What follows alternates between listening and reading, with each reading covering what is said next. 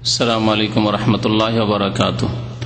إن الحمد لله نحمده ونستعينه ونستغفره ونعوذ بالله من شرور أنفسنا ومن سيئات أعمالنا.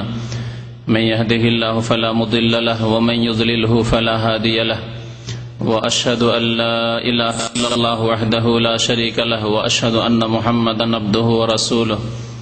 يا أيها الذين آمنوا اتقوا الله حق تقاته ولا تموتن إلا وأنتم مسلمون. يا أيها الناس اتقوا ربكم الذي خلقكم من نفس واحدة وخلق منها زوجها وبث منهما رجالا كثيرا ونساء واتقوا الله الذي تساءلون به والأرحام إن الله كان عليكم رقيبا. يا أيها الذين آمنوا اتقوا الله وقولوا قولا سديدا يصلح لكم أعمالكم ويغفر لكم ذنوبكم ومن يطع الله ورسوله فقد فاز فوزا عظيما. أما بعد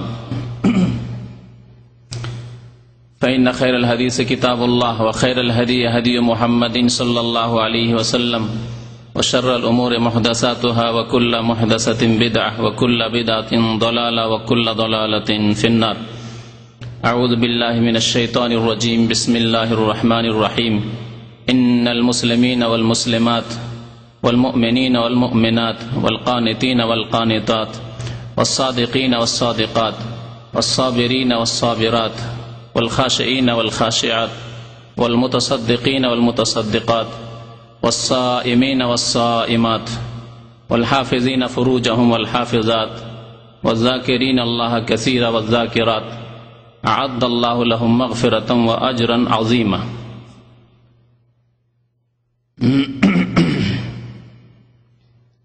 মহান আল্লাহর সমস্ত প্রশংসা যে আল্লাহ পাক রব্বুল আলামিন আমাদেরকে সৃষ্টি করেছেন এবং আমাদেরকে হিদায়াত দান করেছেন। আল্লাহ পাক রব্বুল আলামিন যেমন পুরুষকে তার ইবাদত বন্দেগীর আদেশ প্রদান করেছেন, তেমন নারীদেরকেও তার ইবাদত বন্দেগীর আদেশ দান করেছেন। দরুদ ও সালাম নাযিল হোক প্রিয় নবী মুহাম্মদুর রাসূলুল্লাহ সাল্লাল্লাহু আলাইহি ওয়াসাল্লামের প্রতি, যিনি বিশ্বজাহানের জন্য রহমত স্বরূপ প্রেরিত হয়েছিলেন। আল্লাহুম্মা সাল্লি আলাইহি আল্লাহুম্মা বারিক আলাইহি। আজকে আলোচনা করব আপনাদের সামনে সতী স্ত্রীর বৈশিষ্ট্য সম্পর্কে। নেক স্ত্রী কেমন করে হওয়া যাবে, সতী নারী কেমন করে হতে পারবে, তার বৈশিষ্ট্য কি, এবং একজন পুরুষ নেক রমণী সতী নারী খোঁজ করবে, সেসব বৈশিষ্ট্য দেখার চেষ্টা করবে, সেগুলির খেয়াল রাখবে স্ত্রী গ্রহণ করার সময়। এই উদ্দেশ্য নিয়ে এই বিষয়টি প্রতি আলোকপাত আপনাদের সামনে করা হবে। আল্লাহ পাক রব্বুল আলামিন সূরা আহজাবের আয়াত নম্বর 35-এ পুরুষ এবং নারী উভয় জাতির 10টি বৈশিষ্ট্য উল্লেখ করেছেন। এই আয়াতটি সম্পর্কে মুসনাদে আহমদে, নাসাইতে আরো অন্যান্য হাদিসে একটি শানে নুজুল অর্থাৎ আয়াত অবতীর্ণ হওয়ার কারণ উল্লেখ করা হয়েছে। উম্মুল মুমিনিন উম্মে সালামা রাদিয়াল্লাহু তাআলা আনহা, নবী করিম সাল্লাল্লাহু আলাইহি সাল্লামের প্রিয়তমা স্ত্রী, তিনি বলছেন যে আমি একবার রাসূলুল্লাহ সাল্লাল্লাহু আলাইহি সাল্লামকে জিজ্ঞাসা করলাম যে ইয়া রাসূলুল্লাহ, কোরআনে কারিমে পুরুষদেরকে সম্বোধন করে প্রায় হুকুম বিধি বিধান নাজিল হচ্ছে, কিন্তু কোথাও নারীদের সম্বোধন করে তো কোনো বিধান আসে না। যদিও যেখানে আল্লাহ পাক রব্বুল আলামিন পুরুষদের সম্বোধন করেছেন সেখানে নারীরা শামিল রয়েছে, নারী পুরুষ উভয় জাতিকেই সম্বোধন করা হয়েছে কোরআনে কারিমে, কিন্তু পুরুষ লিঙ্গ দিয়ে, পুরুষের সম্বোধন দিয়ে আরবি ভাষায় সম্বোধন করা হয়েছে, যাতে পুরুষও শামিল হতে পারে এবং নারীরাও তাতে শামিল হতে পারে। বিশেষভাবে নারীদেরকে সম্বোধন করে আল্লাহ পাক কোনো আদেশ নিষেধ তো কোথাও নাজিল করেন না। এই কথা বলার পরেই একদিনও হয়তো হয়নি বা একদিন অতিক্রম করেছেই আয়াত নাজিল হলো, এই আয়াত যে আয়াত আপনাদের সামনে পাঠ করেছি। আল্লাহ পাক রব্বুল আলামিন এখানে 10টি বৈশিষ্ট্য উল্লেখ করেছেন মুমিন পুরুষদের এবং মুমিন সতী নারীদের। আল্লাহ পাক ইরশাদ করেছেন ইন্নাল মুসলিমিনা ওয়াল মুসলিমাত, নিশ্চয় মুসলিম পুরুষ এবং মুসলিম নারী। মুসলিম পুরুষ, মুসলিম নারী, এর মানে এই নয় যে মুসলিম ঘরে জন্ম নিয়েছে এমন পুরুষ, মুসলিম পরিবারে জন্ম নিয়েছে এমন মেয়ে, এমন নারী, এই উদ্দেশ্য আসলে নয়। মুসলিম ওই ব্যক্তি যার মধ্যে ইসলাম রয়েছে। ইসলাম কাকে বলে? নবী করিম সাল্লাল্লাহু আলাইহি ওয়াসাল্লাম কে যখন জিবরাইল আলাইহিস সালাম একজন প্রশ্নকারীর রূপ ধারণ করে এসে মসজিদে নববীতে উপস্থিত হলেন আর জিজ্ঞাসা করতে লাগলেন যে মাল ইসলাম ইয়া রাসূলুল্লাহ, তখন নবী করিম সাল্লাল্লাহু আলাইহি ওয়াসাল্লাম বলেছেন, আল ইসলাম আন তাশহাদু আল্লা ইলাহা ইল্লাল্লাহ ওয়া আন্না মুহাম্মাদার রাসূলুল্লাহ ওয়া তুকিমুস সালাতা ওয়া তুতিজ যাকাতা ওয়া তাসুমু রমাদান ওয়া তাহুজ্জুল বাইতা ইন ইসতাতা'তা ইলাইহি সাবিলা। ইসলামের 5টি স্তম্ভের কথা উল্লেখ করা হয়েছে। তাহলে মুসলিম ওই ব্যক্তি, মুসলিম পুরুষ ওই ব্যক্তি, মুসলিম নারী ওই ব্যক্তি, ওই নারীকে মুসলিম নারী বলা হবে যার মধ্যে 5টি ইসলামের স্তম্ভ রয়েছে, যার ইসলামী জীবনে 5টি স্তম্ভ রয়েছে। সাক্ষ্য প্রদান করা যে আল্লাহ ছাড়া কেউ সত্য মাবুদ নেই এবং মুহাম্মদ সাল্লাল্লাহু আলাইহি ওয়াসাল্লাম আল্লাহ প্রেরিত রাসূল, 5 ওয়াক্ত নামাজ কায়েম করা, পয়সা থাকলে যাকাত প্রদান করা, মাহে রমজানে রোজা রাখা, আর বাইতুল্লাহ হজ করা যদি শক্তি সামর্থ্য থাকে। তাহলে ধন সম্পদ যদি না থাকে তাহলে যাকাত নেই, ধন সম্পদ যদি না থাকে তাহলে হজ নেই, কিন্তু কালেমার শাহাদাত সাক্ষ্য প্রদান করা, 5 ওয়াক্ত নামাজ কায়েম করা, মাহে রমজানের রোজা রাখা, এটি প্রত্যেক মুসলিম নারী হোক আর পুরুষ তাদের ক্ষেত্রে আল্লাহ পাক রব্বুল আলামিন ফরজ করেছেন। তো এই হচ্ছে মুসলিম নারী হওয়া বা মুসলিম পুরুষ হওয়া, যা আল্লাহ উল্লেখ করেছেন প্রথম বৈশিষ্ট্য।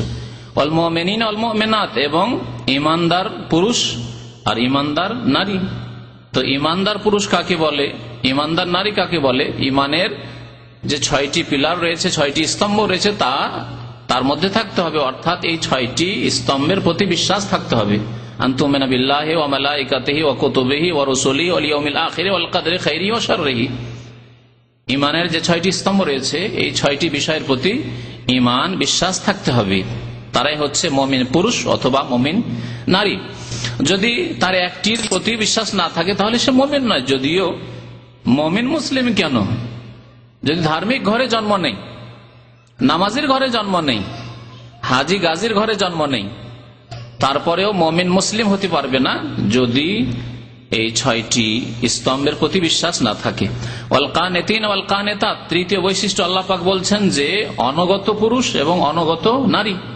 অনগত কার অনুগত হবে? যার আনুগত্যের আল্লাহ আদেশ করেছেন, আল্লাহ পাকের আনুগত্যের আদেশ করেছেন। আতিউল্লাহ, আল্লাহর আনুগত্য করো, ও আতিউর রাসূল, এবং রাসূলের আনুগত্য করো। এই ক্ষেত্রে বিনা কোনো শর্তে, বিনা কোনো কন্ডিশনে, বিনা দ্বিধা দ্বন্দ্বে আল্লাহ এবং রাসূলের আনুগত্য করতে হবে। তারপর আল্লাহ পাক রব্বুল আলামিন আনুগত্য করতে বলেছেন নারীদেরকে স্বামীর, পুরুষদেরকে আনুগত্য করতে বলা হয়েছে রাষ্ট্রীয় নেতার, যারা ইসলামের আলোকে দেশ পরিচালনা করবে। আল্লাহ পাক ফরজ করেছেন নারী হোক আর পুরুষ তাদের আনুগত্য করা, নেতৃস্থানীয় ব্যক্তিদের আনুগত্য করা, নারী হোক বা পুরুষ হোক জনসাধারণ তাদের উপর ফরজ করা হয়েছে তাদের আনুগত্য করবে। আর এইরকমই উলামায়ে কেরাম যারা কোরআন সুন্নাহ মোতাবেক দিক নির্দেশনা দিবে তাদের আনুগত্য করা।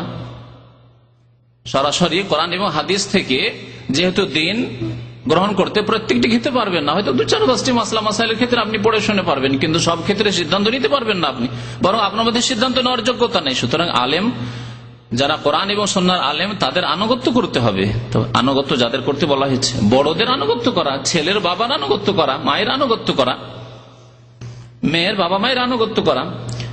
তো অনগত পুরুষ এবং অনগত নারী হওয়া, এটি হচ্ছে তৃতীয় বৈশিষ্ট্য যা আল্লাহ উল্লেখ করেছেন। ওয়াস-সাদিকিন ওয়াস-সাদিকাত, সত্যবাদী পুরুষ এবং সত্যবাদী নারী। তাহলে সত্য কথা বলা, সত্য কথা লেখা, সত্য আচরণ করা, পুরুষ হোক বা নারী হোক, এ হচ্ছে একটি বৈশিষ্ট্য সতী নারীদের, সৎ পুরুষদের। ওয়াস-সাবিরিন ওয়াস-সাবিরাত, এবং ধৈর্যশীল পুরুষ, ধৈর্যশীল নারী, ধৈর্য ধারণ করা, বিপদ আপদ আসলে ধৈর্য ধারণ করা, আল্লাহর দ্বীনের উপর অটল থাকার ক্ষেত্রে ধৈর্য ধারণ করা, পাপ থেকে গুনাহ থেকে লোভকে সংযত রাখার দিক থেকে, এইভাবে হিংসা বিদ্বেষ যত রকম দোষ ত্রুটি রয়েছে এগুলি থেকে বেঁচে থাকার দিক থেকে হচ্ছে ধৈর্য ধারণ করা। এই ধৈর্যের যে 3 প্রকার রয়েছে, যা ধৈর্য সম্পর্কে বিস্তারিত আলোচনায় উল্লেখ করা হয়েছে, ওয়াল খাশিঈন ওয়াল খাশিআত, এবং 6 নম্বরে আল্লাহ পাক বৈশিষ্ট্য উল্লেখ করেছেন যে বিনয়ী পুরুষ, বিনয়ী নারী, বিনয়ী হওয়া অর্থাৎ অহংকারী না হওয়া। বিনয়ী হতে হবে আল্লাহর সামনে। যে ব্যক্তি আল্লাহর সামনে বিনয়, সেই ব্যক্তি আল্লাহকে সিজদা করে 5 ওয়াক্ত নামাজ পড়ে, আল্লাহর আদেশ নিষেধ জীবনের প্রতিটি ক্ষেত্রে বাস্তবায়ন করে।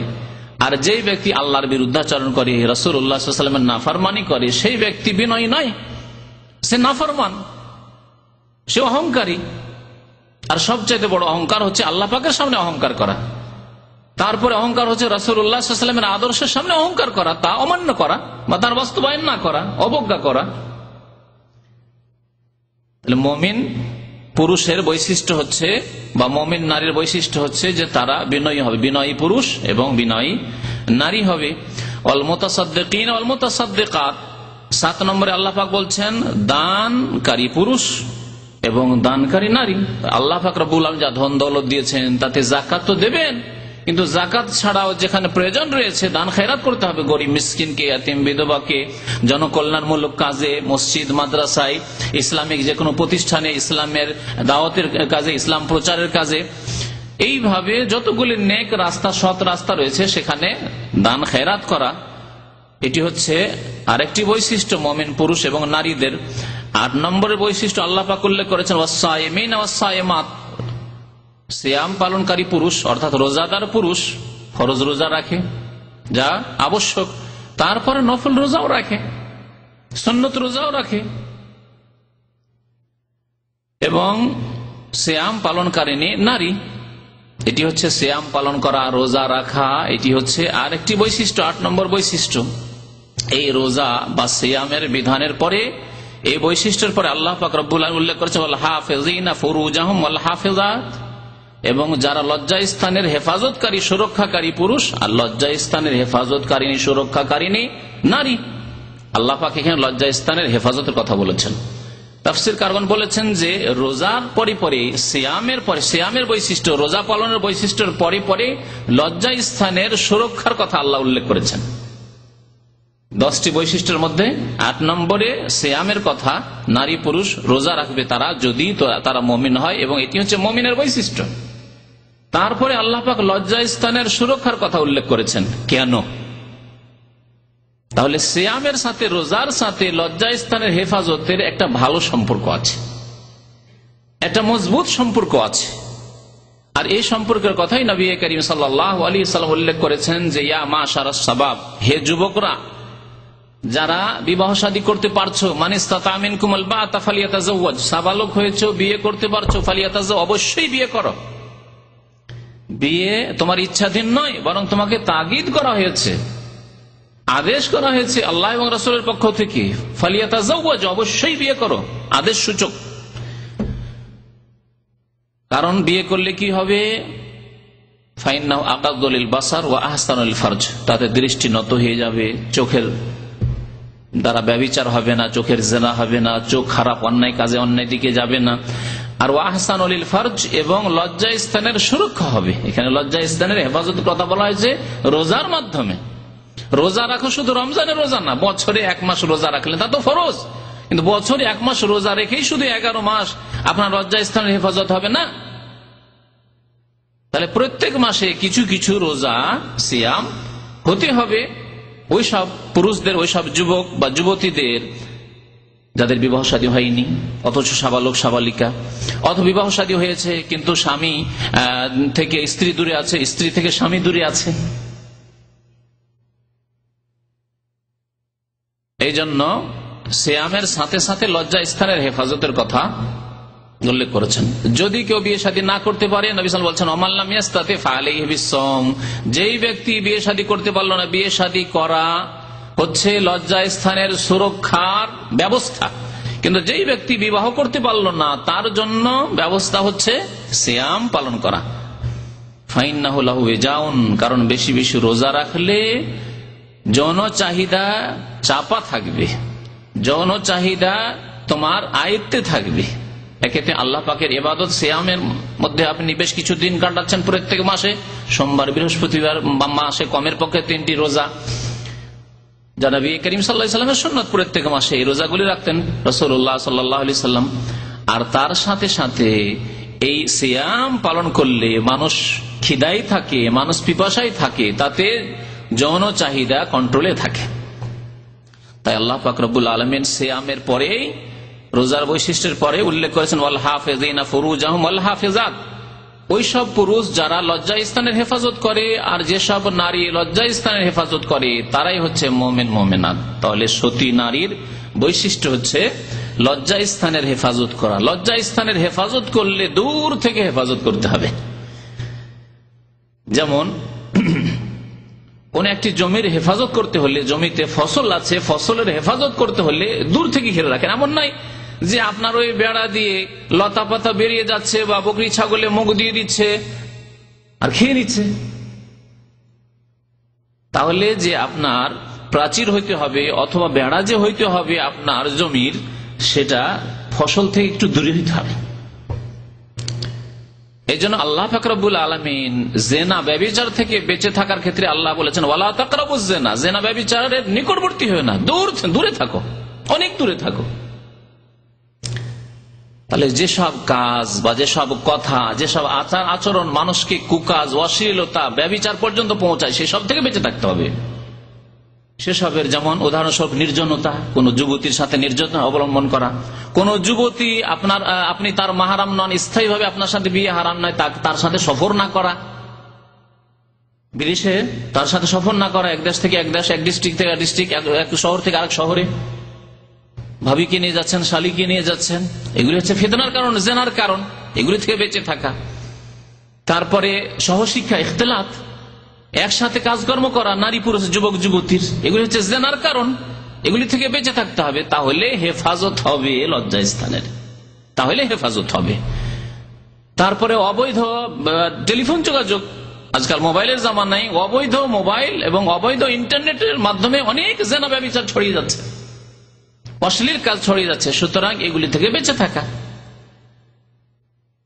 কোন যুবক যুবতীর সাথে অবৈধ কোন টেলিফোন যোগাযোগ রাখবে না, প্রেম ভালোবাসার কোন সম্পর্ক রাখবে না। প্রেম ভালোবাসা একমাত্র স্ত্রীর সাথে, একমাত্র স্ত্রীর স্বামীর সাথে। এগুলি হচ্ছে লজ্জা স্থানের হেফাজত করা। লজ্জা স্থানের হেফাজত মানে এই নয় যেমন আজকাল অনেক ফাসিক শ্রেণীর পুরুষ নারীরা বুঝে যে আমার সতীত্ব ঠিক আছে, আমি কারো সাথে কুকাজ করিনি, আমি কোনোদিন জেনা ব্যভিচারে লিপ্ত হইনি, বাকি অবৈধ সম্পর্ক, টেলিফোন যোগাযোগ অবৈধ রয়েছে যুবতীর যুবকের সাথে, নির্জনে গল্প স্বল্প চলছে, দুলাভাই বাড়িতে আসে, দুলাভাইয়ের সাথে শালীরা গল্প করছে একা ঘরে, তাদেরকে খাবার পরিবেশন করছে, তাদের সাথে আবার সফরে চলে যাচ্ছে, শ্বশুর বাড়ি থেকে আসছে দেবরের সাথে, ভাসুরের সাথে, ইত্যাদি ইত্যাদি। তাহলে এরা লজ্জা স্থানের হেফাজত করে না। লজ্জা স্থানের হেফাজত করলে যাতে করে হেফাজত হয় তার ব্যবস্থা করতে হবে। তো আল্লাহ পাক রব্বুল আলামিন 9 নম্বরে মুমিন মুমিনাত, সতী নারীর বা সৎ পুরুষের বৈশিষ্ট্য উল্লেখ করেছেন ওয়াল হাফিজিনা ফুরুজাহুম ওয়াল হাফিজাত, যারা লজ্জা স্থানের হেফাজতকারী পুরুষ এবং লজ্জা স্থানের হেফাজতকারিনী নারী। আল্লাহ কাসীরা ওয়া যাকিরা, 10 নম্বরে আল্লাহ পাক বলছেন যে যেসব পুরুষরা আল্লাহকে বেশি বেশি স্মরণ করে আর যেসব নারীরা আল্লাহকে বেশি বেশি স্মরণ করে, তাহলে আল্লাহর জিকির আজকার করা। মানুষকে শয়তানে ওয়াসওয়াসা দিতে আছে, কিন্তু যদি নিজের জবানকে সব সময় আল্লাহর জিকির আজকারি, কখনো সুবহানাল্লাহ সুবহানাল্লাহ সুবহানাল্লাহ, কখনো আলহামদুলিল্লাহ আলহামদুলিল্লাহ, কখনো লা ইলাহা ইল্লাল্লাহ লা ইলাহা ইল্লাল্লাহ ওয়ালা হাওলা ওয়ালা কুওয়াতা ইল্লা বিল্লাহ সুবহানাল্লাহি ওয়া বিহামদিহি সুবহানাল্লাহিল আযীম, পূর্ণাঙ্গ জিকির, বিদাতি জিকির নেই, অসম্পূর্ণ বাক্য দিয়ে জিকির, যেমন আল্লাহু শুধু, এসব জিকির নেই। ইল্লাল্লাহ অসম্পূর্ণ কথা, এসব জিকির ইসলামে নেই। জিকির মানে যে সব জিকির, কারণ কোরআনের আয়াতগুলি নবী করিম সাল্লাল্লাহু আলাইহি ওয়াসাল্লামের প্রতি নাযিল হয়েছে, তাহলে তার উপর নাযিল এই জন্যই হয়নি যে তিনি আমল করে দেখাবেন না, তিনি বাস্তবায়ন করে দেখাবেন না, প্র্যাকটিক্যাল করে তিনি দেখিয়েছেন যে এই জিকিরের আয়াতগুলির যে রয়েছে এগুলির অর্থ কি, তিনি আমলে কাজে পরিণত করে দেখিয়েছেন এবং তিনি সাহাবাই কেরামদেরকে উৎসাহিত করে দেখিয়েছেন যে কেমন করে জিকির করতে হয়। নবী করিম সাল্লাল্লাহু আলাইহি ওয়াসাল্লাম কখনো আল্লাহু আর হু আর ইল্লাল্লাহ এসবের জিকির শেখাননি, ওই রকমই মুহাম্মদুর রাসূলুল্লাহর জিকির শেখাননি, লা ইলাহা ইল্লাল্লাহ মুহাম্মাদুর রাসূলুল্লাহ এসব জিকির শেখাননি। হ্যাঁ, যখন সাক্ষ্য প্রদান করবেন আপনি তখন বলবেন আশহাদু আল্লা ইলাহা ইল্লাল্লাহ ওয়া আশহাদু আন্না মুহাম্মাদান রাসূলুল্লাহ বা মুহাম্মাদান আবদুহু ওয়া রাসূলুহু। তো আল্লাহ পাকের বেশি বেশি যে পুরুষরা জিকির আজকার করে, যে নারীরা জিকির আজকার করে, তারা হচ্ছে সৎ এবং সতী। এই 10টি গুণ আল্লাহ পাক রব্বুল আলামিন সূরা আহজাবের আয়াত নম্বর 35-এ উল্লেখ করেছেন। আর বেশ কিছু হাদিস সংকলন করে 10-এর বেশি বৈশিষ্ট্য সতী নারীর আমি আপনাদের সামনে পেশ করার উদ্দেশ্যে এখানে নিয়ে এসেছি, আর সেগুলি আপনাদের সামনে পেশ করব। নবী করিম সাল্লাল্লাহু আলাইহি ওয়াসাল্লাম থেকে আব্দুল্লাহ বিন আমর ইবনে আস রাদিয়াল্লাহু তাআলা আনহুমা বর্ণনা করেছেন সহিহ মুসলিমের হাদিস, আদ-দুনিয়া কুল্লুহা মাতাউন, পৃথিবীর সমস্ত কিছুই হচ্ছে ভোগের বস্তু। আর এমন ভোগের বস্তু যার নাম নবী সাল্লাল্লাহু আলাইহি ওয়াসাল্লাম মাতা, মানে ক্ষণিকের ভোগের বস্তু। মাতা স্থায়ী ভোগের বস্তুকে বলা হয় না, এমন সামান, এমন ভোগের বস্তু যা কিছুক্ষণের জন্য, কিছু সময়ের জন্য। আর দুনিয়া কুল্লুহা মাতা, দুনিয়ার যা কিছু আছে নেতৃত্ব ক্ষণিকের, দেশ আছে নেতৃত্ব চলে গেছে, কারণ 5 বছর পর পর পাল্টিতে আছে, তার মধ্যেও পাল্টিতে আছে। আর যদি এই গণতান্ত্রিক পদ্ধতি নাও থাকে 5 বছরের এই সিস্টেম, তারপরেও যারা ডিক্টেটরশিপ নিয়ে বসেছিল তাদেরও পতন ঘটেছে, ছিল কিছুই নেই তারা, আবার কিছুদিন আগে ছিল না। তাহলে পৃথিবীর যত রকম বস্তু রয়েছে, ধন সম্পদ, বাড়িঘর, এমনকি মানুষের সুস্থতা, জীবন, প্রাণ, স্ত্রীর জন্য স্বামী, ছেলে মেয়ে, সবকিছু হচ্ছে মাতা, ক্ষণিকের ভোগের বস্তু। পৃথিবীতে যত কিছু রয়েছে ক্ষণিকের ভোগের বস্তু। আর দুনিয়া কুল্লুহা মাতা, তাহলে দুনিয়াতে যা কিছু আছে এগুলি মানুষের ভোগের বস্তু স্বরূপ আল্লাহ পাক সৃষ্টি করেছেন। নবী করিম সাল্লাল্লাহু আলাইহি ওয়াসাল্লাম হাদিস। এতগুলি ভোগের বস্তু আছে পৃথিবীতে, বহু রয়েছে যা গণনা করা যাবে না। তার মধ্যে সবচেয়ে শ্রেষ্ঠ ভোগের বস্তু কি বলছেন নবী করিম সাল্লাল্লাহু আলাইহি ওয়াসাল্লাম, খায়রু মাতা'আদ দুনিয়া আল মারআতুস সালিহা। আর দুনিয়ার পৃথিবীর ভোগের ক্ষণিকের ভোগের বস্তুর সবচেয়ে শ্রেষ্ঠ উৎকৃষ্ট ভোগের বস্তু হচ্ছে শুধু স্ত্রী। আল মারআতুস সালিহা, সতী নারী, নেক রমণী, আল্লাহ ভীরু নারী। জি, আল মারআতুস সালিহা। তাহলে বিয়ে করতে গেলেন একজন যুবক, আর গিয়ে একটা মহিলা পেলেন, একটা মেয়ে যুবতী পেলেন, খুব সুন্দরী লাগলো, ব্যাস বিয়ে করে ফেললেন, ভোগ হাসিল করলেন? না, কখনো না। যদি সতীত্ব না থাকে, যদি তার মধ্যে ইমানদারি না থাকে, সে সালেহা না হয়, নেক না হয়, তাহলে তাতে শান্তি নেই। সেটি ভোগের বস্তু না, তা অশান্তির কারণ হবে। বরং বিবাহের আগের জীবনে হয়তো শান্তিতে ছিলেন, যা অনেকেই অনুভব করছে। যাদের এইরকম অবস্থার সম্মুখীন হতে হয়েছে তারা নিশ্চয়ই তা অনুভব করছেন ভালো করে। এই জন্য আমাদের দেশে একটা কথা আছে যা বক্তারা বয়ান করে, যে খালি পায়ে চলা ভালো, কষা জুতা যার, আর বিদেশে থাকা ভালো, যে আপনাদের মতো এ প্রবাসী জীবনে থাকা ভালো, দুষ্ট নারী যার। যদি স্ত্রী যদি সতী না হয়, সালেহা না হয়, তাহলে বিদেশে থাকাই ভালো, দূরে থাকাই ভালো। দূর থেকেই সম্পর্ক ভালো থাকবে, যদি রাখতেই হয় তার ঠিক আছে, দূরেই থাক। তো সবচাইতে উৎকৃষ্ট ভোগের বস্তু পার্থিব বস্তুর, আখিরাতের নয়, জান্নাতের নয়। দুনিয়ার যত ভোগের বস্তু রয়েছে তার মধ্যে সবচাইতে উৎকৃষ্ট ভোগের বস্তু হচ্ছে আল মারআতুস সালিহা, সতী নারী। তাহলে সতী নারীর বৈশিষ্ট্য কি তা আপনাদেরকে শোনাবো, কয়েকটি বৈশিষ্ট্য উল্লেখ করি। আব্দুল্লাহ বিন আব্বাস রাদিয়াল্লাহু তাআলা আনহুমা সাহাবী, তিনি সবচাইতে প্রখ্যাত মুফাসসির ছিলেন সাহাবায়ে কেরামদের মধ্যে, প্রখ্যাত মুফাসসির। নবী করিম সাল্লাল্লাহু আলাইহি ওয়াসাল্লামের বিশেষ দুআও ছিল তার জন্য, আল্লাহুম্মা আল্লিমহু তাউইল, আল্লাহ তাকে তাফসীরের জ্ঞান দান করো। নবী সাল্লাল্লাহু আলাইহি ওয়াসাল্লামের এই দোয়া কবুল হয়েছিল। সমস্ত সাহাবায়ে কেরাম চাইতে কোরআন সম্পর্কে বেশি বুঝতেন তিনি বর্ণনা করছেন যে একটি আয়াত যখন নাযিল হলো, সূরা তাওবা আয়াতটি রয়েছে, ওয়াল্লাযীনা ইয়াকনিজুনা আয-যাহাবা ওয়াল ফিদ্দাতা ওয়া লা ইউনফিকুনাহা ফি সাবিলিল্লাহি ফাবাশশিরহুম বিআযাবিন আলীম। আল্লাহ পাক আয়াত নাযিল করলেন, যারা কি করে, ওয়াল্লাযীনা ইয়াকনিজুনা আয-যাহাবা, স্বর্ণ অথবা চাঁদি, সিলভার, রূপা কি করে, সঞ্চিত করে, উপার্জন করে, আর উপার্জন করে তা জমা রাখে। ওয়া লা ইউনফিকুনাহা ফি সাবিলিল্লাহ, কিন্তু তারা আল্লাহ রাস্তায় ব্যয় করে না, খরচ করে না। আল্লাহ রাস্তায় ব্যয় করে না, আর তাফসীর হচ্ছে তারা যাকাত দেয় না। কমের পক্ষে শতকরা 2.5% স্বর্ণ হোক আর চাঁদি হোক আর টাকা পয়সা রিয়াল ডলারই হোক, যাকাত দিতে হবে। আল্লাহ পাক যাকাত ফরজ করেছেন। যদি না করে ওয়ালা ইউনফিকুনাহা ফি সাবিলিল্লাহ, যদি আল্লাহ রাস্তায় খরচ না করে, ব্যয় না করে, ফাবাশশিরহুম বিআযাবিন আলীম, আল্লাহ পাক বলছেন তাদেরকে যন্ত্রণাদায়ক শাস্তির সুসংবাদ শুনিয়ে দাও, কঠোর শাস্তির কথা তাদেরকে জানিয়ে দাও।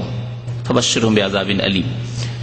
এই আয়াত যখন নাজিল হলো, সাহাবায়ে কেরামরা বাহ্যিক অর্থ বুঝলেন যে যারা যা কিছু আয় উপার্জন করে নিয়ে আসে আর খেয়ে দিয়ে বেঁচে গেল, তাই তো সঞ্চিত হলো। সারাদিন যা খাওয়া দাওয়া করলেন, বাকিটা যে বেঁচে গেল, মাসের শেষে দেখা গেল বেশ কিছু বেঁচে গেল, এটা হচ্ছে সঞ্চিত। আপনার বছরের শেষে বেশ কিছু সম্পদ বেঁচে গেল, সোনাই হোক আর চাঁদি হোক আর রিয়াল হোক আর ডলার হোক আর টাকাই হোক, বেঁচে গেল। এটাই তো হচ্ছে কানজ, সঞ্চিত বস্তু। আল্লাহ তাদেরকে কঠোর শাস্তির শাসানির কথা বলেছেন, কঠোর শাস্তির ঘোষণা করেছেন আল্লাহ পাক রব্বুল আলামিন। কাবুরা যালিকা আলাল মুসলিমিন, সাহাবায়ে কেরামরা বড়ই পেরেশান হয়ে পড়লেন যে তাহলে তো টাকা পয়সা রাখা যাবে না, খেয়ে দে যা বেঁচে যাচ্ছে তা দান করে দিতে হবে। যাকাত তারা শুধু বুঝেননি, নবী সাল্লাল্লাহু আলাইহি ওয়াসাল্লাম পরে বুঝালেন। ফাকাল ওমর রাদিয়াল্লাহু আনা ওয়াফাররিজ আনকুম, ওমর ফারুক রাদিয়াল্লাহু তাআলা আনহু তিনি বললেন যে তোমাদের এই দুশ্চিন্তা আমি দূর করে দেব, তোমাদের দুশ্চিন্তা আমি দূর করে দেব। কেমন করে? হ্যাঁ, সহজ ফতোয়া দিয়ে। যেন আমাদের দেশে অনেকে ফতোয়া দেয়, মোরগ খাওয়া ফতোয়া। ফতোয়া খুব মুশকিল ছিল, কিন্তু দাওয়াত দিয়ে দেন আর একটা মোরগ দিয়ে দেন হুজুরকে। এমনি তো কোরআন হাদিস জানে না, তারপরে একটা ফতোয়া দিতে হবে। ফতোয়া আপনার জন্য খুব শক্ত কড়া হয়ে যেত, হয়তো একটু খাওয়া দাওয়া দিয়ে দিলে ফতোয়া হালকা হয়ে যায় অনেক সময়। এটা কোন লুকাবার জিনিস নাই। এক শ্রেণীর লোক এরকম রয়েছে, এরা হচ্ছে পেটের পূজারী। না, এই উদ্দেশ্য নয় যে হালকা ফতুয়া দিয়ে তাদের দুশ্চিন্তা দূর করে দেবেন তিনি, না। বরং আমি এই সম্পর্কে নবী করিম সাল্লাল্লাহু আলাইহি ওয়াসাল্লামকে জিজ্ঞাসা করছি, তোমরা কেন চিন্তা করছো, জিজ্ঞাসা করে আসছি, এবং তোমাদের এই ক্ষেত্রে তোমাদের জন্য একটা সান্ত্বনার ব্যবস্থা করছি। এর অর্থ কি, উদ্দেশ্য কি, আল্লাহ পাক কি চেয়েছেন আমাদের কাছে? আমরা কি সারাদিন খেয়ে দিয়ে কিছু বাঁচাতে পারবো না? গোটা মাসের খরচ খরচা করে কিছু বাঁচাতে পারবো না? এই ছিল সংশয় তাদের, এই ছিল তাদের দুশ্চিন্তা যে কঠোর শাস্তি হবে যদি বাঁচাইতে হবে। যা বাহ্যিক অর্থ বুঝেছি। বলেন আমি তোমাদের এই মুসিবত দূর করে দেব। ফান্তালাকা ফাকালা ইয়া নবী আল্লাহ, বেরিয়ে পড়লেন বাড়ি থেকে, নবী সাল্লাল্লাহু আলাইহি ওয়াসাল্লামের দরবারে গেলেন। বলেন হে আল্লাহর রাসূল, ইন্নাহু কাবুরা আলা আসহাবিকা হাযিহিল আয়া, এই যে আয়াত, যে আয়াত উল্লেখ করলাম, এই আয়াত আপনার সাহাবায়ে কেরামদের উপর বড়ই পেরেশানির কারণ হয়ে গেছে, বড়ই দুশ্চিন্তার কারণ হয়ে গেছে, তাদের ঘুম হারাম হয়ে গেছে। ফাকালা রাসূলুল্লাহ সাল্লাল্লাহু আলাইহি ওয়াসাল্লাম, রাসূলুল্লাহ সাল্লাল্লাহু আলাইহি ওয়াসাল্লাম বললেন, ইন্নাল্লাহ লাম ইয়াফরিজ আয-যাকাতা ইল্লা লিইউতাইয়্যিবা মা বাকিয়া মিন আমওয়ালিকুম, আল্লাহ পাক যাকাত তোমাদের উপর এই জন্যই ফরজ করেছেন যাতে করে যাকাত দেওয়ার পরে অবশিষ্ট যে ধন সম্পদ থাকবে, সোনা চাঁদি থাকবে, টাকা পয়সা থাকবে, রিয়াল ডলার থাকবে, তাকে আল্লাহ পাক পাক পবিত্র করতে চান। তার মানে যাকাত দিয়ে দিলে আর সেটি কানজ সঞ্চিত সম্পদ হবে না, যার জন্য কঠোর শাস্তির কথা বলা হয়েছে। তোমাদের মালধন বাকি যেটা থাকলো, অবশিষ্ট থাকলো, সেটা পাক হয়ে গেল। লিইউতাইয়্যিবা মা বাকিয়া মিন আমওয়ালিকুম, বাকি আপনি খরচ করেন, বাকি আপনি রাখেন, আপনার হালাল। তারপরে ইন্তেকাল হয়ে গেল, ইন্তেকাল হওয়ার পরে যে পরিত্যক্ত ধন সম্পদ থাকলো তা কার জন্য আল্লাহ ফরজ করেছেন? হ্যাঁ, ওয়ারিসিনদের জন্য, যারা উত্তরাধিকারী রয়েছে তাদের জন্য। তাই বলছেন ওয়াইন্না ফারাজাল মাওয়ারিস, আল্লাহ মিরাস ফরজ করেছেন, অর্থাৎ পরিত্যক্ত ধনে কার কার হক রয়েছে, অধিকার রয়েছে, প্রাপ্য রয়েছে, এই কথা ফরজ করেছেন, এই বিষয় ফরজ করেছেন। লিতাকুনা লিমান বাদাকুম, এটা তোমাদের জন্য না, তোমাদের পরবর্তীদের জন্য, ছেলে মেয়েদের জন্য, ভাই বোনদের জন্য, হয়তো এমন ব্যক্তি মারা গেল তার বাবা মা এখনো জীবিত আছে, তাদের জন্য, যারা বেঁচে আছে, তোমাদের ইন্তেকালের পরে যারা বেঁচে আছে তাদের জন্য মিরাস আল্লাহ ফরজ করেছেন। আর যাকাত ফরজ করেছেন তোমাদের যাকাত দেওয়ার পরে যে অবশিষ্ট ধন সম্পদ ছিল তা পাক পবিত্র করার জন্য। ফাকাব্বারা ওমর রাদিয়াল্লাহু তাআলা তাকবীর বলেন, আল্লাহু আকবার, খুশিতে যে আমাদের দুশ্চিন্তা দূর হয়েছে, সাহাবাইকের দুশ্চিন্তা দূর হয়েছে, যে সারাদিন খেয়ে দিয়ে 50 রিয়াল উপার্জন করলাম, 20 রিয়াল 30 রিয়াল খেলাম, বাকি 20-30 রিয়াল যা বাঁচাতে পারলাম এটা হালাল যদি আমি যাকাত দিই। বছরে 10,000 টাকা জমা হয়েছে, এই 10,000 টাকার যদি আমি যাকাত দিয়ে দিই প্রতি বছরে এইভাবে, তাহলে আমার বাকি টাকাটা যে থাকলো শতকরা আপনার 2.5 টাকা দিয়ে, সেই টাকাটি আমার হালাল। সে সম্পদ আমার হালাল।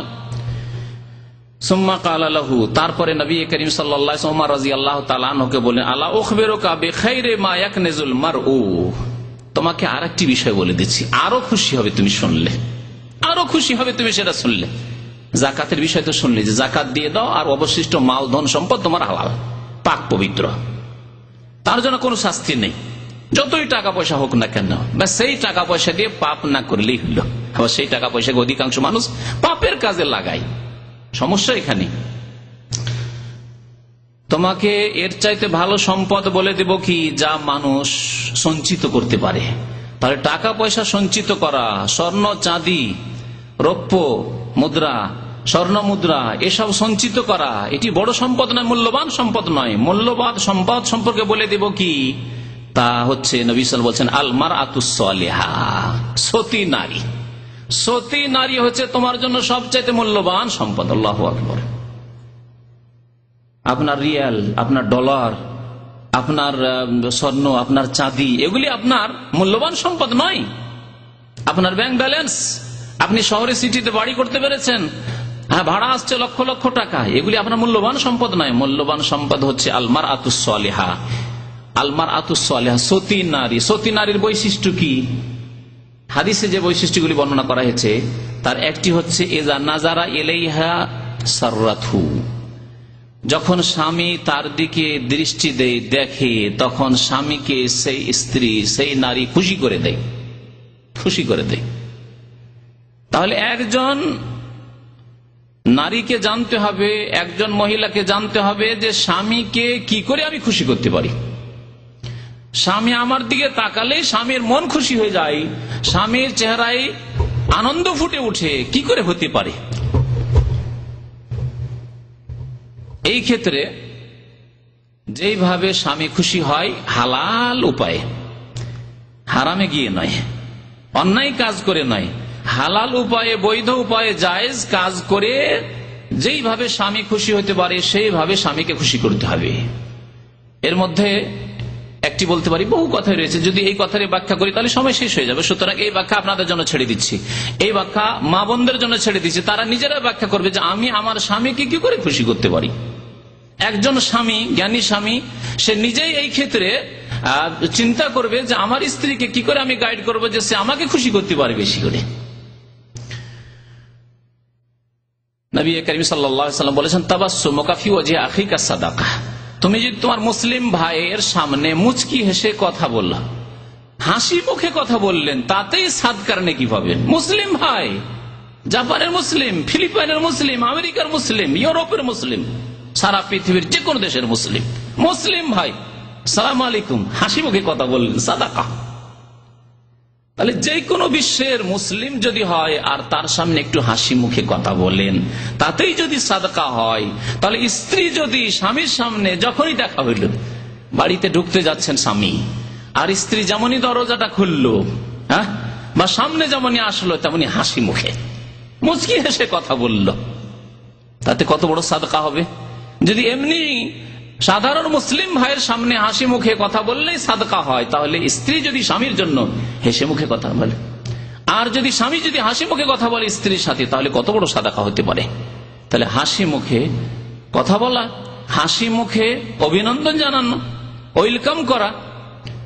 তারপর স্ত্রী বাড়িতে আছেন, স্বামী বাইরে থেকে আসছে, গরমের সময় আসছে, তাহলে স্ত্রী এগিয়ে যাবে দরজার দিকে এমন কিছু নিয়ে যাতে স্বামীর মন খুশি হয়ে যায়। বা আজকাল এসির জামানা রয়েছে, ফ্যানের জামানা রয়েছে, আগের জামানায় ছিল যে হাতের পাখা, হাতের পাখার প্রয়োজন ছিল, তাড়াতাড়ি করে পাখা দিয়ে বাতাস করতে শুরু করলো। যদি কারো বাড়িতে বিদ্যুৎ না থাকে, খুশি হয়ে যাবে স্বামী। ঠিক আছে, বাড়িতে ফ্যানও রয়েছে, এসিও রয়েছে, কিন্তু অন করা নেই, অফ হয়ে আছে। অফ হয়ে যদি থাকে আর স্বামী ঘেমে আসছে, গরমে দুপুর বেলায় আসছে, গ্রীষ্মকালে, আর স্ত্রী যদি আরামসে বসে থাকে, আসুক সে এসে চালু করুক, তাহলে কি সেই স্বামী খুশি হবে? কখনো খুশি হবে না। তাহলে এইভাবে এগুলি বিষয় চিন্তার রয়েছে, নিজেই চিন্তা করে এগুলি উদ্ঘাটন করা যেতে পারে, বের করা যেতে পারে যে আমার স্বামীকে আমি কি করে খুশি করব। আমার স্বামী আমার দিকে দেখলেই খুশি হয়ে যাবে যে এসিটা চালু আছে আর ঘরটা ঠান্ডা হয়ে আছে, যেমনই ঘরে ঢুকেছি ফ্যান ফ্যানটা চালু করা আছে, ঠান্ডা পানির ব্যবস্থা একেবারে প্রস্তুত হয়ে আছে, বা শরবত প্রস্তুত করা আছে, ইত্যাদি ইত্যাদি যা কিছু হতে পারে। খিদাই আসছে, নাস্তা প্রস্তুত করা আছে, আসতেই চাইলেই বা তার আগে পেশ করে দিব। তারপরে সুন্দরভাবে সেজে থাকা, স্বামীর জন্য সুন্দরভাবে সেজে থাকা, ভালো শাড়ি পরে থাকে, ব্লাউজ পরে থাকেন, স্বামীর সামনে শাড়ি পরেন, ব্লাউজ পরেন, পেট খোলা থাক, পেট খোলা, পিঠ খোলা থাক, খোলা থাক, অসুবিধা নেই। স্বামীর সামনে, দেবরের সামনে নয়, ভাসুরের সামনে নয়, দুলা ভাইয়ের সামনে নয়। কিন্তু আমাদের দেশের মহিলারা এটা করে।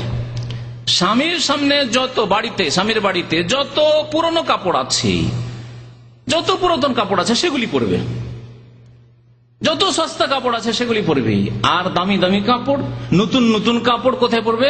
বিবাহ অনুষ্ঠানে যেতে হবে, বোনের বিয়ে, না আর কারো বিয়ে, মামাতো বোন, খালাতো বোন, মামাতো ভাই, খালাতো ভাই, কারো বাড়িতে বিয়ে আছে, যেখানেই যেতে হোক, বড় অনুষ্ঠানে যেতে হবে, শহরে যেতে হবে, বাজারে যেতে হবে, শপিং করার জন্য, কেনাকাটার জন্য, সেখানে ভালো ভালো কাপড় পরে। আর স্বামীর সামনে ওই কিচেনে যে কাপড় পরে কাজ করছিল, স্বামী আসার সময় হয়ে গেছে, কিচেনের কাজ শেষে কাপড় বদলে নেন। যদি আপনি স্বামীকে খুশি করতে চান তাহলে কাপড় পরিবর্তন করে নিয়ে ভালো কাপড় পরে নেন। ওই ঘামের কাপড়, দুর্গন্ধ ছড়াচ্ছে, সেই কাপড় পরে স্বামী চলে আসছে, তার সামনে হাজির, কখনো স্বামী খুশি হবে না। ওই রকম মনে রাখবেন, পুরুষদের সম্পর্কে ইনশাআল্লাহ তাআলা আলোচনা হবে 1-2 সপ্তাহের মধ্যে, যে সৎ পুরুষের বৈশিষ্ট্য কি হতে পারে।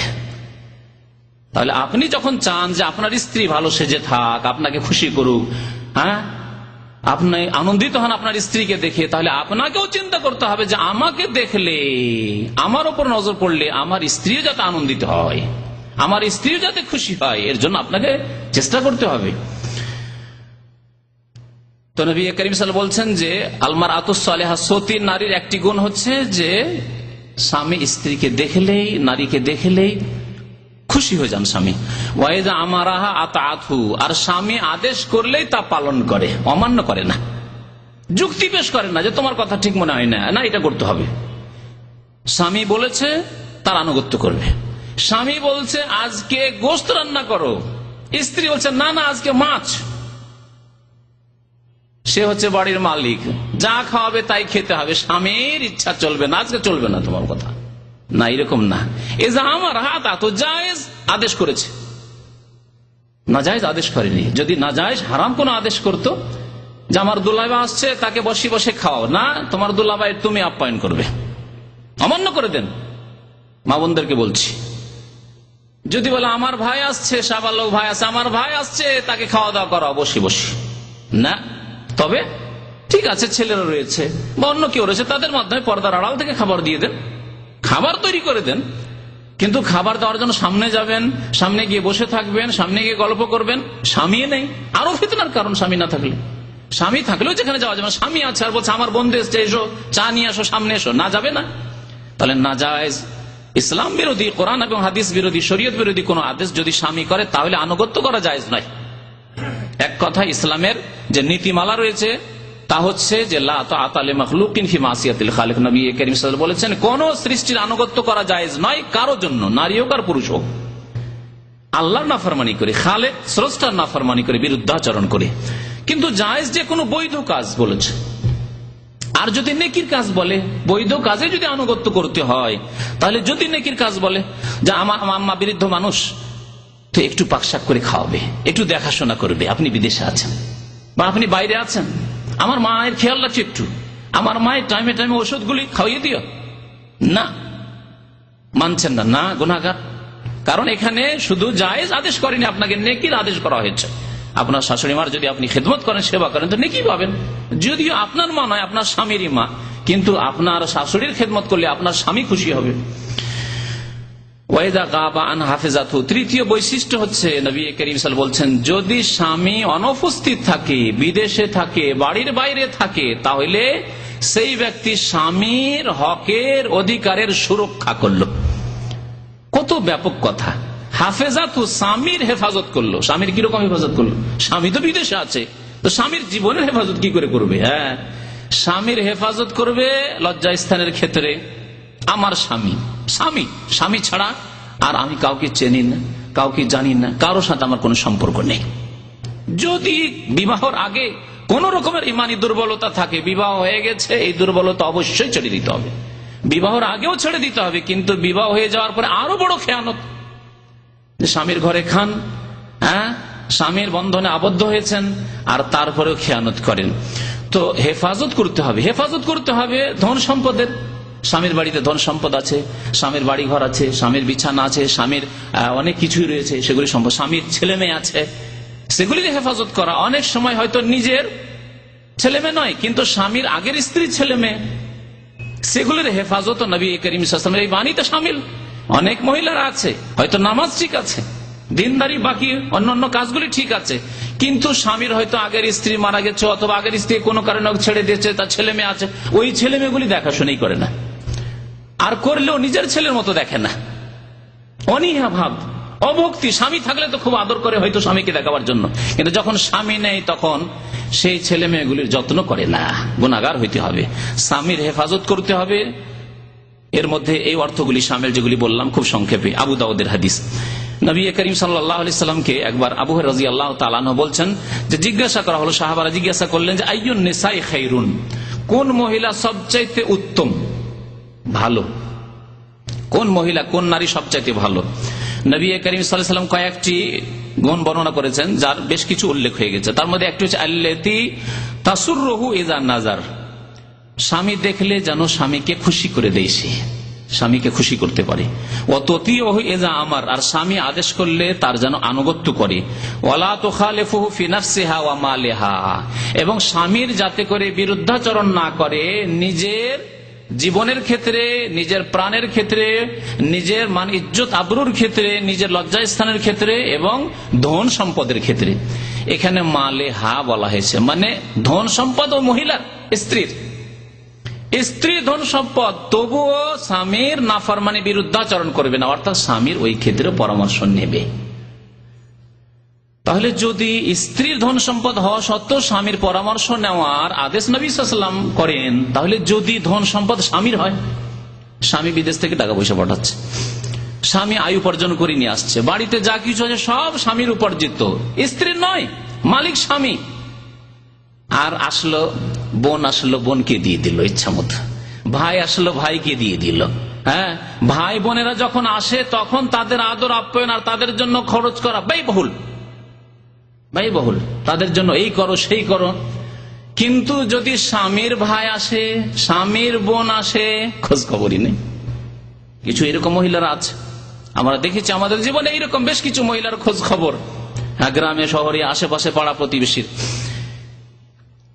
যে স্বামী স্ত্রীর জীবনে যখন দাম্পত্য জীবনে এসেছেন তখন আপনার আত্মীয় স্বজন দুই রকম আসবে। এক আসবে স্বামীর আত্মীয় স্বজন, স্বামীর ভাই বোনেরা আসছে, স্বামীর ভাগ্নেরা আসছে, ভাগ্নিরা আসছে, আর এক হচ্ছে যে স্ত্রীর ভাই আসছে, স্ত্রীর ভাইয়ের স্ত্রী আসছে, স্ত্রীর বোনেরা আসছে, বোনের ছেলেরা আসছে, ভাইয়ের ছেলেরা মেয়েরা আসছে। তাদের জন্য খাতিরের শেষ নেই, কারণ খাওয়া দাওয়ার চাবিকাঠি স্ত্রীর হাতে। আপনি বাইরে আয় উপার্জন করেন, কি খাওয়াচ্ছে না খাওয়াচ্ছে, কি দিচ্ছে না দিচ্ছে, খোঁজ খবর রাখেন না। ভিতর এই দিকে খুব ভালো ভালো দিচ্ছে। নিজের আত্মীয় স্বজন যখন আসছে, ভাইয়ের বাড়ি থেকে, বোনের বাড়ি থেকে কেউ আসছে, আর যখন স্বামীর ভাইয়ের কেউ এলো, স্বামীর বোনের কেউ আসলো, তখন খোঁজ খবর নিতে চাই না, ডাল ভাত দিয়ে। খাওয়া দাওয়া করিয়েছে? হ্যাঁ করিয়েছি। ভালো করে যত্ন করেছে? হ্যাঁ করেছি। না, এরকম করবেন না। স্বামীর ধন সম্পদ থাকলে আরো বেশি তার হেফাজত করতে হবে, আরো বেশি তার আনুগত্য করতে হবে, বিরুদ্ধাচরণ চলবে না, কারণ এর মালিক, ধন সম্পদের মালিক স্বামী, আপনি নন। আর এমনকি যদি স্ত্রীরও ধন সম্পদ হয়, স্ত্রীর কাছে টাকা পয়সা থাকতে পারে, বাবার বাড়ি থেকে হোক, বা তার ব্যক্তিগত ধন সম্পদ আছে, বা মহারানা যে পেয়েছে তা আছে, সে সম্পর্কেও স্বামীর পরামর্শ নেওয়া ভালো, যদিও ব্যক্তি মালিকানা তার রয়েছে। এই মালিকানায় স্বামীর হস্তক্ষেপ করা জায়েজ নয়, তার নবী করিম সাল্লাল্লাহু আলাইহি ওয়াসাল্লাম বলেছেন যে তার ধন সম্পদ সম্পর্কেও স্বামীর বিরোধিতা করবে না, এমন বিরোধিতা করবে না যেটা স্বামীকে ভালো না লাগে। একজন স্ত্রীর কাছে যদি 1 লাখ টাকা থাকে, 1 লাখ টাকার মালিক স্ত্রী, কিন্তু 1 লাখ টাকার কোনো পরামর্শ না নিয়ে, স্বামীর কাছে কোনো পরামর্শ নেই, কোনো তাকে সংবাদ দেয়নি, কোনো আলোচনা করেনি, 1 লাখ টাকা তার কিছু ভাইকে দিয়েছে, ভাতিজেকে দিয়েছে, বোনকে দিয়েছে, আত্মীয় স্বজনকে দিয়ে শেষ করে দিয়েছে। তোমার টাকাগুলি কি করলে? সব দান করে দিয়েছি। স্বামী খুশি হবে? অসন্তুষ্ট হয়ে যাবে যে এত টাকা দান করলে আমি জানতে পারলাম না, কেমন স্বামী তাহলে, আমি অযোগ্য স্বামী তোমার কাছে। তাই নবী করিম সাল্লাল্লাহু আলাইহি ওয়াসাল্লাম বলেছেন যে এমন ভাবে ধন সম্পদের ক্ষেত্রেও যদিও তুমি মালিকের নারী, নাফরমানি করবে না যে যাতে স্বামীকে ভালো না লাগে, অপছন্দ লাগে। নাসাইর হাদিস, মুসনাদ আহমদের হাদিস। নবী করিম সাল্লাল্লাহু আলাইহি ওয়াসাল্লাম থেকে আবু উমামা রাদিয়াল্লাহু তাআলা আনহু বর্ণনা করছেন যে রাসূলুল্লাহ সাল্লাল্লাহু আলাইহি ওয়াসাল্লাম ইরশাদ করেছেন, মাস্তাফাদাল মুমিনু বাদা তাকওয়াল্লাহ খাইরান। আল্লাহ ভীরুতার পরে, আল্লাহকে ভয় করার পরে মুমিনের এর চাইতে ভালো সম্পদ কিছু নেই যা সে সঞ্চিত করেছে। খাইরান লাহু মিন যাওজাতিন সালিহা। সতী স্ত্রী চাইতে মূল্যবান সম্পদ আর কিছু নেই। তাহলে সতী স্ত্রী চাইতে মূল্যবান সম্পদ আরেকটি আছে, সেটি হচ্ছে কি বুঝলেন? তাকওয়াল্লাহ, আল্লাহকে ভয় করা। আল্লাহ ভীরুতা, আল্লাহকে ভয় করা হচ্ছে সবচেয়ে মূল্যবান সম্পদ। এতে আপনি দুনিয়াতেও পার্থিব জীবনে নিরাপদ থাকবেন বিপদ আপদ থেকে, কারণ আপনি আল্লাহকে ভয় করে চলছেন, এবং পরকালেও আপনি সুখময় স্থান হাসিল করবেন, সুখের জীবন যাপন করবেন। সুতরাং সবচেয়ে মূল্যবান সম্পদ হচ্ছে জীবনের আল্লাহর তাকওয়া, আল্লাহ ভীরুতা। আর তারপরেই সবচেয়ে মূল্যবান পার্থিব সম্পদ হচ্ছে যাওজায়ে সালেহা, সতী নারী। ইন আমারাহা আতাতু, যদি আদেশ করে পালন করবে, যদি তার দিকে দেখে তাহলে খুশি করে দেবে। আর একটি নতুন কথা বলেছেন নবী সাল্লাল্লাহু আলাইহি ওয়াসাল্লাম এখানে, ওয়াইন আকসামা আলাইহা আবাররাতু। অনেক সময় কোন কাজের দাবি করছে স্বামী যে এই কাজটি করে দাও, করবো না জায়েজ কাজ, করবো না করছে, না করতেই হবে তোমাকে। এমনকি কসম, যে আল্লাহর কসম করে বলছে তোমাকে এটা করতেই হবে। তাহলে এই কসম থেকে মুক্ত করতে হবে। স্বামী যখন তোমাকে কসম দিয়ে শপথ দিয়ে বলেছে সেই কাজটি অবশ্যই করো, যদিও তোমাকে কষ্ট লাগছে, ভারী লাগছে করতে। ওয়াইন গাবা আনহার, যদি স্বামী অনুপস্থিত থাকে, বাড়ির বাইরে থাকে, তাহলে নাসাহাতহু ফি নাফসিহা ওয়া মালিহি। এখানে স্বামীর ধন সম্পদের কথা বলা হয়েছে, আর তার জীবনের কথা বলা হয়েছে লজ্জা স্থানের ক্ষেত্রে, এবং তার ইজ্জত আবরুর হেফাজতের ক্ষেত্রে। আর স্বামীর ধন সম্পদের হেফাজতের ক্ষেত্রে হিতাকাঙ্ক্ষী হবে, স্বামীর হিতাকাঙ্ক্ষী হতে হবে।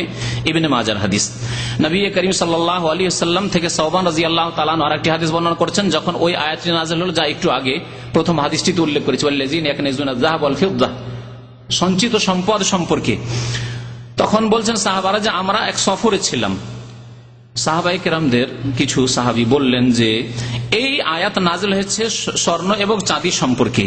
তারপরে যদি জানতাম যে সোনা চাঁদি তো বিপদ, সোনা চাঁদি যদি হক আদায় না করতে পারি, টাকা পয়সার হক আদায় না করতে পারি, মানে যাকাত ঠিকভাবে না দিতে পারি, দান খায়রাত আল্লাহর রাস্তায় না করতে পারি, ইসলামের খেদমতে তা না লাগাতে পারি, তাহলে বিপদ নিয়ে আসবে। তাহলে আল্লাহ নবীকে জিজ্ঞাসা করি, আইয়ুল মালে খায়রুন, কোন ধন সম্পদ সবচেয়ে উত্তম, কোন ধন সম্পদ সবচেয়ে উত্তম? ফানাত্তাখিযাহু, তাই আমরা গ্রহণ করব। ফাকাল, নবী সাল্লাল্লাহু আলাইহি ওয়াসাল্লাম বললেন কয়েকটি বিষয়। লিসানুন যাকিরুন, জিকিরকারী জবান, যে সকাল বিকাল বারবার করে সুবহানাল্লাহ, আলহামদুলিল্লাহ, আস্তাগফিরুল্লাহ, আস্তাগফিরুল্লাহ, আস্তাগফিরুল্লাহ। আপনাদেরকে বারবার শুনিয়েছি নবী করিম সাল্লাল্লাহু আলাইহি ওয়াসাল্লাম প্রতিদিন কতবার করে ইস্তেগফার করতেন? 100 বার করে ইস্তেগফার করতেন, আর 70 বারের অধিক ইস্তেগফার করতেন। দুটি হাদিস রয়েছে। 100 বার করে দিনে বলতেন আস্তাগফিরুল্লাহ ওয়া আতুবু ইলাইহি, এক মজলিসে কিছুক্ষণ, 15 মিনিট, আধা ঘন্টা বসে আছেন। সাহাবারা বলছেন যে বারবার নবী সাল্লাল্লাহু আলাইহি ওয়াসাল্লাম থেকে শুনতাম। আমরা অনেক সময় ঘন্টাকে ঘন্টা বসে থাকি, বন্ধু বান্ধবের সাথে আলোচনা করি, খাওয়া দাওয়া চলছে 2 ঘন্টা ধরে, দুনিয়ার গল্প চলছে, গুজব চলছে, কিন্তু কোন জিকির নেই। একজন আস্তাগফিরুল্লাহ পড়ছেন না। আরে একজন একটু জোরে পড়লে বাকিগুলিকে তো স্মরণ হবে। একজন যদি আলহামদুলিল্লাহ বলে, সুবহানাল্লাহ বলে, তাহলে আরেকজনকে স্মরণ হবে। কিছু তো ভালো মানুষ আছে যারা শুনেও তো কমপক্ষে ফলো করবে, জানা আমাদেরকেও জিকির আজকার করা উচিত। এই হচ্ছে জিকির আজকার। আসলে জিকির আজকার মানে অন্ধকারে বসে গিয়ে চোখ বন্ধ করে জিকির আজকার, ওইসব নয়। আসলে জিকির আজকার হচ্ছে এই জিকির আজকার। দুনিয়ার কাজেও আছেন, চাকরি করছেন, ডিউটি করছেন, তার মধ্যে সুবহানাল্লাহ, আস্তাগফিরুল্লাহ, লা ইলাহা ইল্লাল্লাহ। খাওয়া দাওয়া করছেন, খাওয়া দাওয়ার আগে পরে তো আছে, তার মধ্যে আল্লাহর নিয়ামত স্মরণ করলে আলহামদুলিল্লাহ, এটাই জিকির আপনার। তো লিসানুন যাকিরুন, এমন জবান যা সব সময় জিকির আজকারে ব্যস্ত। আপনার হাত কাজ করছে, চোখ কাজ করছে, জবান তো কাজ করে। অনেক সময় যারা টেকনিক্যাল কাজ করেন, হাত কাজ করছে আর চোখ কাজ করছে, জবান কিছুই কাজ করছে না, তাহলে সুবহানাল্লাহ পড়তে অসুবিধা আছে। কাজে তো কোন রকমের ব্যাঘাত ঘটছে না, আলহামদুলিল্লাহ বলতে অসুবিধা আছে, লা ইলাহা ইল্লাল্লাহ বলতে অসুবিধা আছে, আস্তাগফিরুল্লাহ বলতে অসুবিধা আছে। আস্তাগফিরুল্লাহ, তোমার কাছে মার্জনা কামনা করি, আস্তাগফিরুল্লাহ ওয়া আতুবু ইলাইহি, আস্তাগফিরুল্লাহ ওয়া আতুবু ইলাইহি, আল্লাহ তুমি মাফ করে দাও। কালবুন শাকির, এবং শুকরগুজার হৃদয়, শুকরগুজার অন্তর। যা পেলেন, শুকনো রুটি খাচ্ছেন, ডাল ভাত খাচ্ছেন, বলছে আলহামদুলিল্লাহ।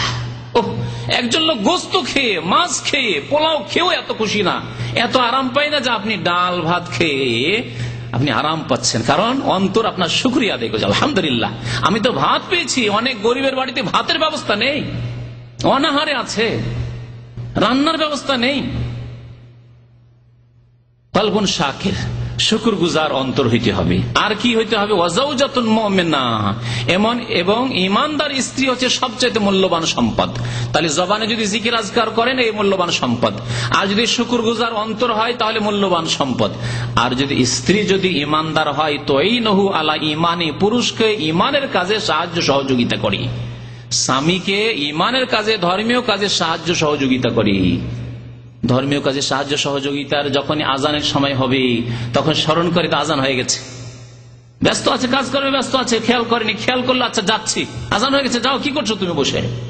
বলুক স্ত্রী, তার অধিকার রয়েছে। বরং এটি হচ্ছে মূল্যবান সম্পদ। তার স্বামীকে এই কথা চিন্তা করা উচিত, আমার স্ত্রী আমাকে বলছে যাও নামাজ পড়ে এসো, আমার এটি মূল্যবান সম্পদ, আমার স্ত্রী। ঘুমিয়ে আছে, আর আজকাল অধিকাংশ মানুষ ঘুমে নামাজ ত্যাগ করে। যারাও নামাজি, তাদের অধিকাংশ নামাজে গাফিলতি, এবং নামাজের জবাবদাহি করতে গিয়ে আল্লাহর দরবারে আসামি হয়ে যাবে ফজরের নামাজে, আসামি হয়ে যাবে ফজর নামাজে। সুবহানাল্লাহ। স্ত্রী যদি ফজরের আজানের সাথে সাথে জেগে যায়, আর স্বামীকে বলে ওঠো ওঠো, সুবহানাল্লাহ, নবী করিম সাল্লাল্লাহু আলাইহি ওয়াসাল্লাম বলছেন রাহিমাল্লাহু ইমরা, সেই পুরুষের ওপর আল্লাহর রহম হোক, সেই নারীর ওপর আল্লাহর রহম হোক। নারী পুরুষ উভয়ের কথা বলেছেন, যে রাত্রে জেগে গেল, নামাজ পড়লো, আর তারপরে নিজের পরিবারকে উঠালো, স্বামী হলে স্ত্রীকে উঠালো, স্বামী উঠতে পারছে না, ক্লান্ত, ঘুমিয়ে আছে, স্ত্রী জেগে গেল, আর তারপরে স্বামীকে জাগাচ্ছে। যদি না জাগে, আচ্ছা উঠছি উঠছি, একবার এইদিকে কাত হচ্ছে, একবার ওইদিকে কাত হচ্ছে, আচ্ছা যাচ্ছি, সময় আছে, এই করছে, তাহলে কি করবে? পানি নিয়ে স্বামীর চোখে ছিটিয়ে দিক, নবী করিম সাল্লাল্লাহু আলাইহি ওয়াসাল্লাম বলছেন। আছে আজকালকার স্বামী বরদাস্ত করবে, হয়তো তালাক দিয়ে দেয় ফাসেক লম্পট স্বামীরা, কিন্তু সে ফাসেক লম্পট। যদি তালাক দিয়ে দেয়, সে ভাগ্যবতী সেই স্ত্রী। এইরকম ফাসেকের কাছে না থাকাই ভালো, যাকে নামাজের জন্য জাগানোর জন্য, চোখে পানি দেওয়ার জন্য যদি অসন্তুষ্ট হয়, আর যদি এতদূর পর্যন্ত পৌঁছে যায়, তাহলে মনে রাখবেন যে নবী করিম সাল্লাল্লাহু আলাইহি ওয়াসাল্লাম আদেশ। তারপর উঠিয়ে দেওয়ার আদব আছে, হটকারিতার সাথে না উঠিয়ে ধীরে ধীরে, অনেক সময় হাত পা টিপে উঠাতে হতে পারে, স্বামীকে উঠাচ্ছেন, হাত পা টিপে উঠাবেন, মাথাটা একটু মারলেড়ে উঠাবেন, মাথা টিপে উঠাবেন, জাগছে ধীরে ধীরে, আর না হলে ধীরে ধীরে একটু করে মাথায় একটু এ করছেন, যাতে করে উঠে বসে যায়, বসিয়ে দেওয়ার ব্যবস্থা করছেন। অনেক সময় হতে পারে হাত ধরে টেনে উঠাতে হতে পারে, কিন্তু আপনাকে এই ক্ষেত্রে প্রচেষ্টা করতে হবে যে যেন স্বামীও নামাজি হয়, কারণ বেনামাজি যদি স্বামী হয়, তার কাছে নামাজি মহিলার থাকা জায়েজ নয়। শুনে রাখুন ভালো করে, বেনামাজি পুরুষের কাছে কোন নামাজি স্ত্রী থাকা জায়েজ নয়। তাকে নসিহত করতে হবে, উপদেশ দিতে হবে, আল্লাহর ভয় দেখাতে হবে, এবং চেষ্টা করতে হবে তাকে নামাজি বানাবার। যদি একেবারে নিরাশ হয়ে যান যে না, একে পারলাম না, তাহলে আল্লাহর উপর তাওয়াক্কুল, ভরসা করে নিতে হবে যে আল্লাহ আমার রিজিকের মালিক, যেখানে আমার রিজিক আছে সেখানে, বাবার বাড়িতে রিজিক আছে, ভাইয়ের ঘরে রিজিক আছে, সেখানে থাকতে হবে, স্বামী না পেলে তাতেও প্রস্তুত। তাহলে ওমান ইয়াত্তাকিল্লাহ ইয়াজআল লাহু মাখরাজা, আল্লাহর ভয়ে যদি এই ফাসেক, এই বেনামাজির বাড়ি থেকে বেরিয়ে যান, আল্লাহ তার জন্য পথকে অবশ্যই সুগম করবেন। ইয়াজআল লাহু মিন আমরিহি ইউসরা, সূরা তালাক আল্লাহ বলছেন, তার কাজকে আল্লাহ সহজ করে দেবেন, তার অন্য জায়গায় ভালো নেক পুরুষের আল্লাহ ব্যবস্থাও করে দেবেন। অসম্ভব কিছু নেই আল্লাহর কাছে। তো নবী করিম সাল্লাল্লাহু আলাইহি ওয়াসাল্লাম বলেন ওয়াজাউজাতুন মুমিনা, মুমিন স্ত্রী হচ্ছে সবচেয়ে মূল্যবান সম্পদ। যেই ব্যক্তি কিসে সাহায্য করবে? ঈমানের কাজে সাহায্য করবে, রোজা রাখতে সাহায্য করবে। সাহারিতে উঠতে পারে না, উঠতে চাই না, উঠছি, তাহলে উঠাবে সাহারি খাওয়ার জন্য। এইভাবে রোজা রাখার জন্য সাহারির প্রয়োজন রয়েছে, তাহলে সাহারি, যদি স্বামী রোজা রাখতে চায়, তাহলে সাহারির ব্যবস্থা রাখবে। এমন না যে তুমি রোজা রাখবে, তুমি উঠে কিছু খেয়ে নিও, না, সাহারির ব্যবস্থা করবে। যদিও স্ত্রী হয়তো এমন অবস্থা আছে সে রোজা রাখতে পারবে না, হয়তো মেন্সের অবস্থায় আছে, বা নফল রোজা সে রাখবে না হয়তো, কিন্তু স্বামী রাখতে চায়, স্বামীর জন্য খাবারের ব্যবস্থা করা। তো ঈমানের কাজে বিভিন্ন ক্ষেত্রে সাহায্য সহযোগিতা করা, ইমানের কাজে সাহায্য সহযোগিতার মধ্যে এও আছে যে স্বামী অনেক সময় হয় কি পর্দা করতে চায় না। অনেক স্বামী আছে দুনিয়াদার ফাসিক স্বামী, চক্ষু লজ্জা, বন্ধুকে লজ্জা করে যে বন্ধু ওর স্ত্রী আমার সামনে চলে আসে তো আমার স্ত্রী যদি তার সামনে না যায়, এরকম অধিকাংশ লোকের অবস্থা। অধিকাংশ আজকাল অনেক নামাজিদের অবস্থা দেখেছি আশ্চর্য, যে কি করব আমার স্ত্রীকে আমি তো বাধা দিতে পারি না, কারণ ওর বাড়ি যখন যায় অনেক নেক লোক, সুবহানাল্লাহ, আশ্চর্য হয়ে যায় যে দাড়িওয়ালা মানুষ আছে এরকম লোকের বাড়িতে যদি এরকম হয় যে আমার বন্ধু ওর বাড়ি যখন যায় তখন ওর স্ত্রী আমাকে খেতে দিতে আসে। এখন আমার স্ত্রীকে কেমন করে নিষেধ করব? যদি নিষেধ করি তো শত্রুতা হয়ে যাবে। হ্যাঁ, এরকম শত্রুতা করুন আপনি। প্রথম বলে দেন যে দেখুন ভাই, আপনার স্ত্রীকে নিষেধ করেন, আপনার স্ত্রী আমার সামনে আসবে না। কেন আসবে? খাবার নিয়ে আপনি আসেন।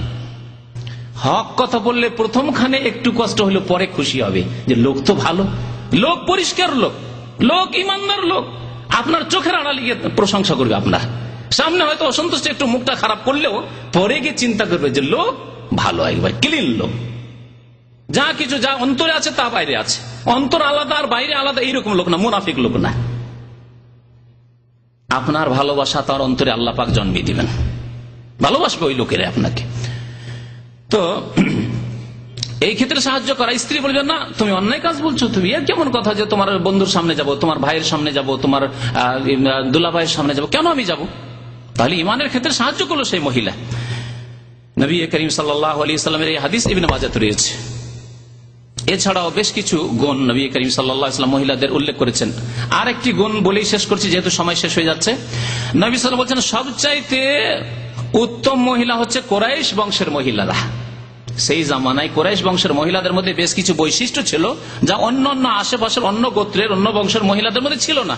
তাই নবী করিম সাল্লাল্লাহু আলাইহি ওয়াসাল্লাম বলছেন যে খায়রু নিসাইন রাকিবনাল ইবলাহ, শ্রেষ্ঠ নারী সালেহু নিসাই কুরাইশ, কুরাইশ বংশের মহিলারা যারা উটের পিঠে চাপে, উটের পিঠে চাপলেও তারা শ্রেষ্ঠ নারী। নবী করিম সাল্লাল্লাহু আলাইহি ওয়াসাল্লাম বলছেন। তাহলে বোঝা গেল যে ভালো ভালো দামি দামি নতুন নতুন মডেলের কারে চললেই যে সম্ভ্রান্ত ফ্যামিলি হয়ে যায় আর সম্মানিত হয়ে যায়, শ্রেষ্ঠ নারী হয় কখনো নয়।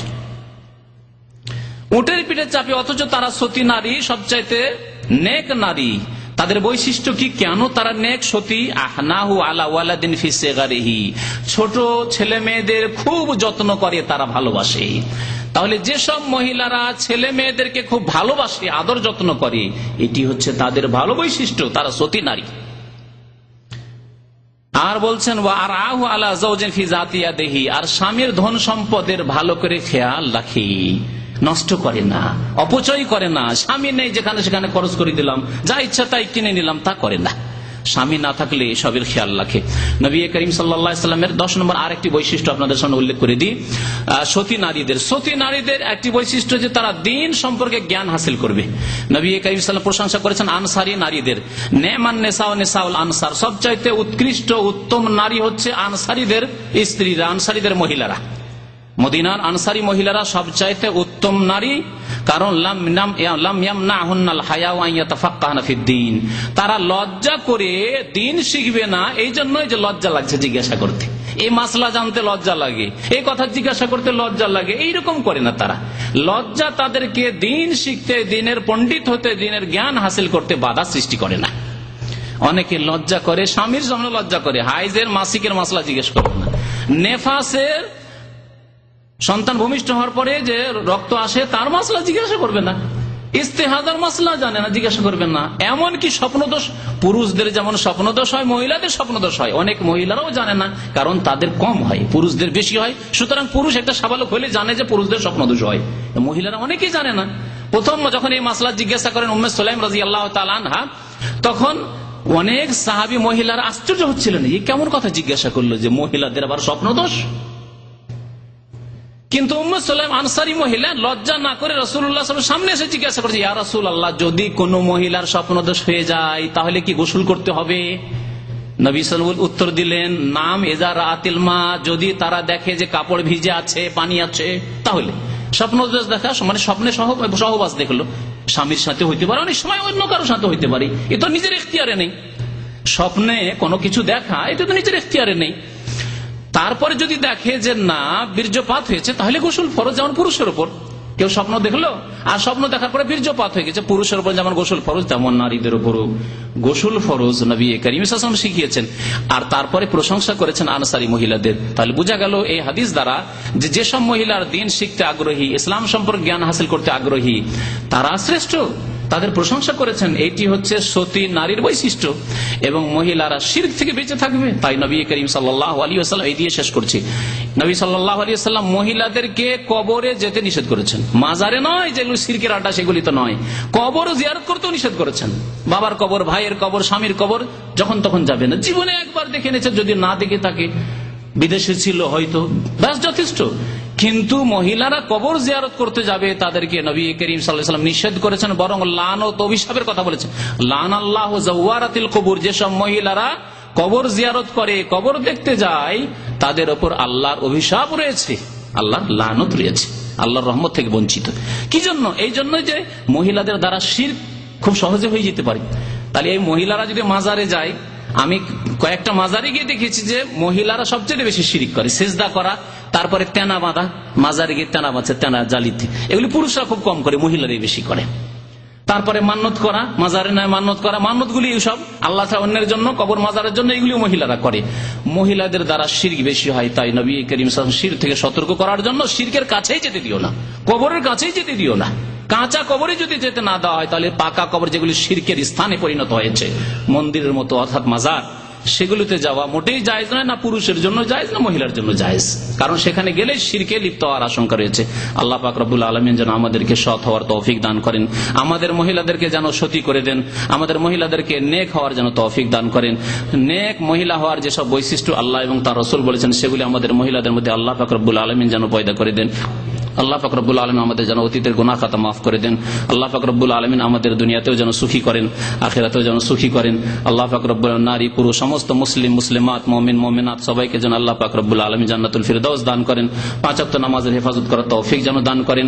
আল্লাহ পাক রব্বুল আলামিন আমাদের যেন মান ইজ্জতের দুনিয়াতেও হেফাজত করেন, আর আখিরাতেও আল্লাহ পাক রব্বুল আলামিন তার আযাব থেকে, শাস্তি থেকে আমাদের হেফাজতে রাখেন। আমিন। সাল্লাল্লাহু আলা নবিয়িনা মুহাম্মদ ওয়া আলা আলিহি ওয়া সাহবিহি আজমাইন।